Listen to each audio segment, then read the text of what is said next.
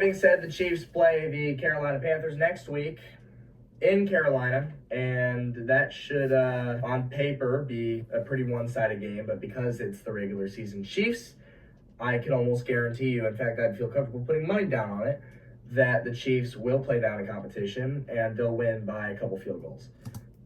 It wasn't a couple, it was one. But my point stands. The Chiefs, they don't blow teams out. And it's not something that I don't think people should be concerned about, because it's been this way for the last 2 seasons. I've been saying this. Who gives a shit? The Chiefs barely win. I say barely, but let's be honest with ourselves. They had control of the game from start to finish, the Chiefs did. It wasn't even, in my eyes, close. When the Carolina Panthers kicked the game-tying field goal late in the fourth quarter with, a minute, 50 seconds, and 3 timeouts for the Chiefs, there wasn't a single nerve in my body that was stressed out or thinking that we're going to lose the game, because this is who the Chiefs are. It's become hilariously predictable. This is what the Chiefs do. Just buckle up, get used to it. I'm already used to it. I've been used to it all year. We haven't had a blowout game since week 3 against the Bears. I've continued to say it, and I'm going to keep saying it. That was the last time the Chiefs had a fully just start-to-finish destruction of another team. Sure, there have been plenty of games where, yes, Chiefs had control the whole time, and it didn't feel close, but, they haven't had a Bears game since last year. Look, I saw a lot of Chiefs fans worried about the outcome of this game, and I just gotta keep asking, have you not watched this team the last 2 seasons? They do this every year. It's not new. The only thing about this game that worries me in the slightest is how many points the defense gave up. Because usually it's not the defense making errors, it's almost entirely the offense that is the reason that the games even are close. But up until the Bills game last week, the Chiefs had only given up 27 or more points in one game since the Super Bowl against the Eagles 2 seasons ago, and that was last year at the Green Bay Packers. They scored 27 on that defense, and up until the Bills game last week, the Packers were the only team since the Eagles Super Bowl to score 27 or more on the Chiefs. The defense just gave up 27 against the Carolina Panthers, and they gave up 27 or more in back-to-back weeks. That, if anything, is the only part of the team that is worrying me. It's not the offense. It's not Mahomes. It's not him having a statistically bad season. That I could not care less about. What I'm looking at when I see these games is the defense as dominant as it has been. And this game and in the week before, the answer is just simply no. The defense didn't play that great. And obviously, they're dealing with injuries just like everybody else is, but they've had some pretty big ones. Haven't had Jalen Watson in a while. He's one of our cornerbacks. He's one of the better cornerbacks ever since L'Jarius Sneed left in the offseason. The Chiefs have just kind of had this identity crisis at the right side corner. Jalen Watson was doing fine up until he got hurt, and then it's been Josh Williams and Najee Johnson, and they just haven't been playing as good. Najee Johnson especially, I don't think he's been playing good at all, just from the eye test, from what I can see. So that's not helping out. We get Charles Omenihu back. He's been out since last season. That's going to be huge on the defensive line, because our defensive line, that's another part of the defense that was worrying me about this game, was they were not getting any pressure on the Carolina Panthers. And it seemed like they weren't really blitzing a whole lot this game. It felt like they usually blitz a lot more than they did in this particular game. I almost wonder if Spagnuolo decided not to put as much pressure because it's the Panthers or what that might be. But it was odd because this was probably, of all games, the least amount of blitzing I've seen from the Chiefs D, and it resulted in the Carolina Panthers scoring 27 points on them. So getting Omenihu back will be huge. Getting Jalen Watson back whenever he decides to come back. Charles Omenihu comes back next week against the Raiders. Thank God. That's going to be huge for the Chiefs. And he'll be slow the first couple games. He's first coming off a torn ACL, for Christ's sake. So, it's not going to be right away playing well. But it's huge getting him back in. And then, of course, all the offensive injuries that the Chiefs have. Rashee Rice, Hollywood Brown.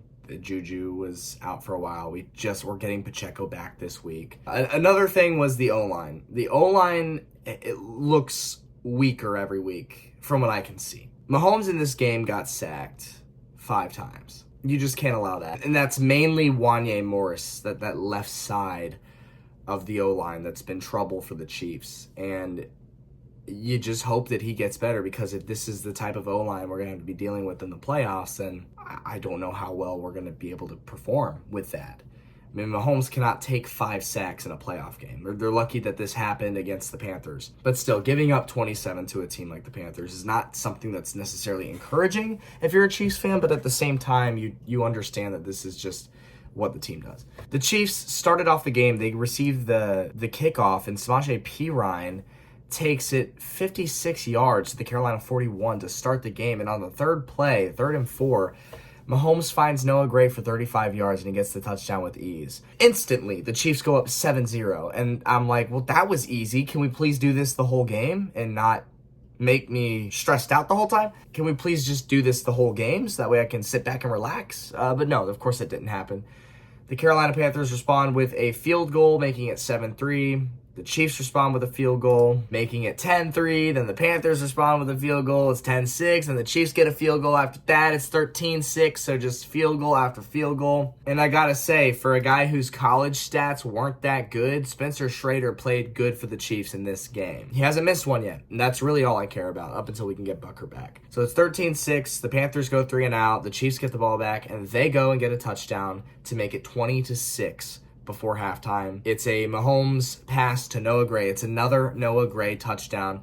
This is Noah Gray's 4th touchdown in 2 games, his 8th of his career. So 8 total career touchdowns, 4 of those, half of those came in just these 2 games, Bills and Panthers. So I gotta say, I really, really like Noah Gray. He's fun to watch. He doesn't drop the ball. He's a smart guy. I really enjoy watching him play, and I think he's emerging as a really good tight end for the Chiefs. And with Kelsey on the back end of his career, Noah Gray might just be the answer. The Panthers get the ball back with 44 seconds in the half, and the defense lets them travel down to the Kansas City 11-yard line. Thankfully, the defense holds them once they're in the red zone to a 29-yard field goal to make it 20-9 at the half. The Panthers would get the ball to start the second half, and they get a touchdown instantly. It's a David Moore 1-yard touchdown pass from Bryce Young to make the game 20-16. The Chiefs, with their next drive, would match the Panthers with a touchdown of their own. And it's a Patrick Mahomes 3-yard pass on 2nd and goal to DeAndre Hopkins in the back of the end zone to once again go up by 2 scores with just a little under 3 minutes to go in the third quarter. It's 27-16 Kansas City. And the Panthers, they get a field goal right away after the touchdown, and they make it a 1-score game again. It's 27-19. And the Chiefs would punt, the Panthers would punt, and the Chiefs would punt after going 3 and out. Every game's a carbon copy of one another. Every single game. The Chiefs have control of the game from the beginning. They get to the fourth quarter, and when they have a chance to put the game away, they just can't drive the ball. They don't do it. They just keep punting, and then they wait until they have to go and get points, which is exactly what they were tasked with in this game to do it. And it frustrates the living hell out of me. Because for whatever reason, I cannot understand it. All you need is a field goal to once again go up 2 scores in the fourth quarter against one of the worst teams in the league this season by record. Literally, it's just punt, defense holds the Panthers, and then 3 and out for the Chiefs again. Just what are we doing? It's almost like they dick around with the ball, they dick around with the play calling, and if it doesn't work, it's, oh well, our defense has got us. And then when the defense doesn't got them, and they have to get field goals, they have to get points, they're like, okay, it's time to take it seriously, let's do it. And then they go and get the field goal, and that's what happened. So the Panthers get the ball back, 5 plays, literally 5 plays, starting at the Kansas City 50-yard line, and they go and they get the touchdown. It's a Chuba Hubbard touchdown. They have to get the 2-point conversion. They didn't get it, but a penalty on Trent McDuffie would give the Panthers a second chance, and they would get it on that second chance to tie the game at 27. Problem for the Panthers was that they just gave Mahomes and the Chiefs the ball back with 1 minute and 46 seconds to go and 3 timeouts. And that is way more than enough time for Mahomes and the Chiefs to go down and get the field goal. And they did exactly that. They predictably did exactly that. When the Panthers tied the game on the 2-point conversion, I'm sitting in my seat going, yeah, all right, we're going to go get the field goal now because they have to. And they're going to use the plays that they know will work. They will go and get points. That's just how they just do it every week. There's no urgency for the offense. It's like they just don't try until they absolutely need to, and then they can get it with ease. It amazes me that it's every single week, and that is why everybody thinks that this is like the worst 10-1 team ever. They're gonna get bounced in the first round of the playoffs, as if we don't do this every single year. It's not news to me. It's not news to Chiefs fans. This is exactly how the Chiefs play football. They go down, it's 7 plays, they get 57 yards, highlighted by a 33-yard Patrick Mahomes scramble to put the team in field goal position, and Spencer Schrader, the former USF Bowl, kicks the game-winning field goal for the Kansas City Chiefs as time expires, and the Chiefs win by 3 points against the 3-7 Panthers. So I see all these comments every single week. The Chiefs aren't that good. The Chiefs are lucky. The Chiefs get help from the refs. The Chiefs are the worst 10-1 team ever. But these people either A, only look at the final scores and they don't watch the games, or B, they're new to football. There's no other answer to that. Because I hate to be repetitive, but they do this every single year. This is not new. So with that, the Chiefs they have a short week. They play the Las Vegas Raiders on Black Friday. And let me just tell you what, if we lose that game, it will not shock me in the slightest, because the Raiders, they are not scared of the Chiefs at all. They don't care about the Chiefs. They play the Chiefs very well every single season. So Chiefs are major favorites in this game. So if you're neutral between these two teams, then, you know, I will tell you as a Chiefs fan that if you went ahead and bet on the Raiders to win the game at the odds that they have, might be a good bet, dude, because the Raiders, they play the Chiefs tough every single year and every game for the most part. It's just the nature of division rivalries, and the Raiders, they're motivated to beat the Chiefs. They want to beat the Chiefs. Usually once a season, they do.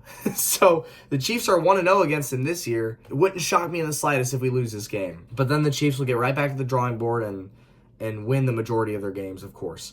So one last thing. I have noticed for a while that when the Chiefs win a game and I make videos like this, it gets a fair amount of views. 100, sometimes less, sometimes more. When the Chiefs lose a game, hundreds of views.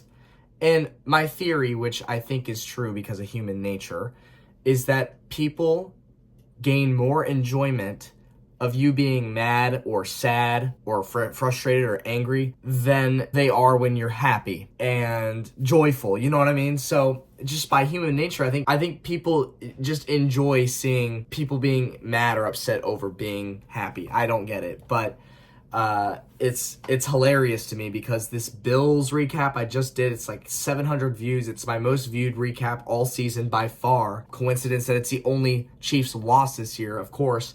But I think it's hilarious because all the Bills fans in the comments, and this is every single season, when the Bills beat the Chiefs in the regular season, inevitably, they always talk shit. That we're going to lose the playoffs, that we're a terrible team, that the Bills are so much better, blah, blah, blah. And then it's just crickets after the playoffs because the Chiefs will beat them every time. So it's hilarious to me. Keep watching the video. Keep leaving hate comments. I don't care. I think it's hilarious. With that, go Chiefs. We're 10-1 now, inching closer and closer to the division championship, and then hopefully down the road, the 1 seed. See you for the Raiders game. I'm just going to tell you right now, I've got the receipts. If the Chiefs lose that game, I will not be surprised. See you then. Peace out.